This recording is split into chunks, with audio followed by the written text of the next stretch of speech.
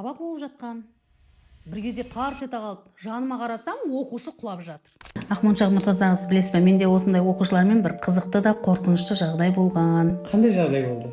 8-ші А сыныбы Қазақстан тарихы 2023-24 оқу жылында. Оқушылармен тапсырма орындадық. Бәрі улап-шулап берілген тапсырманың дұрыс-бұрыстығын тексеріп жатырмыз. Bir кезде тарс ете қалған дыбыс бәріміздің осылай жабырлап жұмыс істеп жатқанымызды тоқтатқандай болды. Сосын Жаныма жалт қарасам, жерде оқушы Айболат жатыр.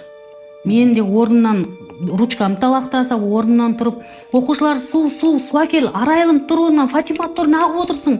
Балаларда эмоция жоқ, тұрмайды орындарынан. Біліп тұрған сияқты, жүрек тоқтап қалмай. Фатима суға барғандай болды. Bir кезде Айболат орнынан тұра басады, апай кешіріңіз, бұл пранк еді. Сол кезде жүрегім жарылып кете жазады. Мынау деген пранктер енді масқара ғой, бұлай жасамаңдар деген сияқты. Мен өзі сабақта да барлық уақытта талапты қатты қоям және қатал ұстаймын. Олар маған бұндай пранк жасауы мүмкін емес деп ойладым. Кейін Айболатпен сөйлесіп, Айболатқа бәрін түсіндіріп айттым. Айболат, айналайын, жаным, сол бұндай нәрсе жасамаңдар. Мен жүрегім тоқтап қала жаздады деп. Сонда 58-ші мектептің тек қана оқушылары ғана емес, ата-аналары да пранк жасауға әуес екенін байқадыңыздар ғой өткенде. Иә.